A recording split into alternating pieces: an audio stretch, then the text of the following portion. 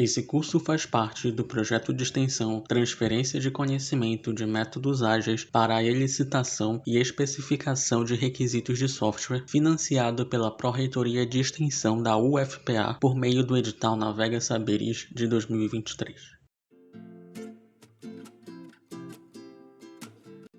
Nos dois módulos anteriores, nós aprendemos a elicitar, refinar e validar requisitos usando o React e o React.M. Agora, nós veremos como modelar esses requisitos em 3 níveis usando a Modeling, a quinta cerimônia do React. Este módulo está estruturado em visão geral, modelagem funcional, modelagem de interfaces e modelagem de conceitos operacionais. O objetivo desta cerimônia é detalhar as stories em uma perspectiva de objetos do produto e de seus componentes. Nela, devemos refinar o overall model com mais detalhes sobre os objetos constantes nas stories, nos cenários de aceitação e nas regras de negócio. Ao fim dessa cerimônia, também faremos a representação do funcionamento operacional do produto e de seus componentes usando UI Storyboards. Todos os atores do React participam dessa cerimônia. Ela é composta por 3 etapas: modelagem funcional, modelagem de interfaces e modelagem de conceitos operacionais. Ao fim, os artefatos gerados são o Overall Model refinado, interfaces internas e externas e UI Storyboards. Na primeira etapa, nós realizamos a modelagem funcional. Nela, nós utilizamos o Overall Model encontrado durante a segunda etapa da Story Discovery. Naquele momento, nós encontramos as classes e os seus colaboradores. Agora, chegou a hora de definir responsabilidades para cada uma dessas classes. Por responsabilidade, devemos entender dados e ações que são processados por essas classes. Assim, devemos voltar aos nossos CRC cards e, com base na interpretação de cada classe e dos requisitos que elicitamos anteriormente, iremos definir dados e processamentos realizados por essas classes sobre esses dados. Como exemplo, nós temos que a classe Filme terá como dado uma ficha técnica, média de notas dos usuários, resenhas e comentários dos usuários. Já a classe Legenda terá como dados idioma, cor e tamanho. Como exemplo de ação realizada por uma das classes, temos o cadastro, que gera um ID de usuário. Na segunda etapa, realizamos a modelagem de interfaces. Por interface, devemos entender a prestação de um serviço por algum sistema. Essas interfaces podem ser do tipo internas ou externas. As interfaces internas são pontos de comunicação entre diversos módulos ou componentes dentro do sistema. Elas definem como os diferentes elementos do sistema interagem entre si para realizar suas funções.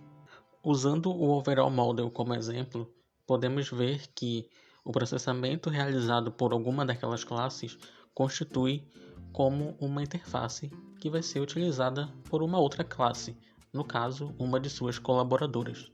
Já as interfaces externas são os pontos de comunicação entre o sistema e o ambiente externo, como outros sistemas, dispositivos ou usuários.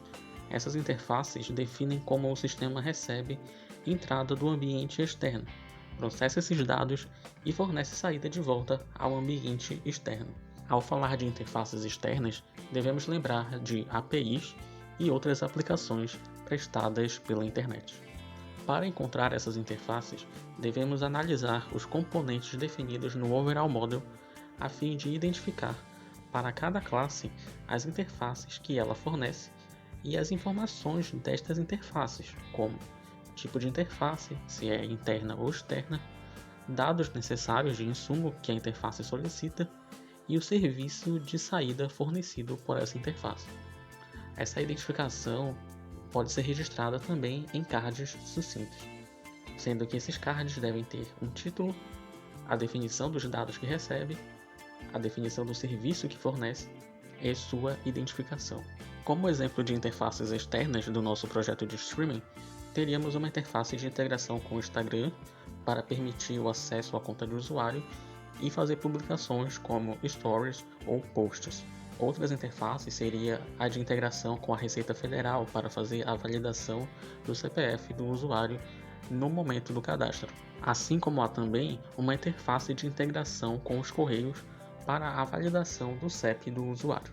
Já as interfaces internas devem ser encontradas a partir do Overall Model, suas classes e as colaborações entre elas. Por exemplo, na colaboração entre a classe Filme e Player de vídeo, é possível concluir que há uma interface de exibição de filmes, onde o input será a seleção de exibição de um filme do catálogo e o output será a exibição do filme. Outro exemplo pode ser a colaboração entre filme e legenda. Nesse caso, o input será a seleção de exibição da legenda em português ou outro idioma, e o output é a exibição da legenda no player de vídeo. É importante que os cards que contenham as interfaces identifiquem qual é o tipo delas, e também no caso das interfaces internas, é interessante colocar um código que identifique as classes que colaboram para a existência daquela interface. Por último, na terceira etapa, realizamos a modelagem de conceitos operacionais. Nesta etapa, o objetivo é criar representações do funcionamento do produto na visão do usuário. Para isso, a técnica de UI Storyboarding será utilizada para atender essa tarefa. Essa técnica consiste no uso de forma sistemática de storyboards como mockups de telas que simulam o fluxo operacional do produto. Primeiro, é preciso mapear o encadeamento das user stories de forma lógica, encontrando suas dependências e os fluxos de negócio subjacentes a elas. É possível criar também storyboards a partir de uma única story, como foi o nosso caso. No primeiro exemplo, nós temos um encadeamento de 3 user stories que formam o fluxo de um serviço prestado por um aplicativo de banco. Mas, no nosso caso, uma única story necessitou de mais de um storyboard para representar o fluxo de atividade contido naquela story. O exemplo que utilizamos é o carregamento de um filme para o catálogo do nosso streaming, e assim todas as etapas são representadas em storyboards de alto nível. É preciso ressaltar que nesse momento não há necessidade de se preocupar com a fidelidade e realidade desses storyboards. O principal objetivo aqui é mostrar o fluxo de atividade de uma funcionalidade. Esses storyboards, além de servirem como mais uma camada de validação pelo cliente e pelo Domain Expert, também pode ser utilizada para ajudar a equipe de desenvolvimento na fase de implementação do código. E assim chegamos ao fim do último módulo do nosso curso, onde vimos como encontrar e modelar interfaces internas e externas da arquitetura do sistema e como criar protótipos com UI Storyboards.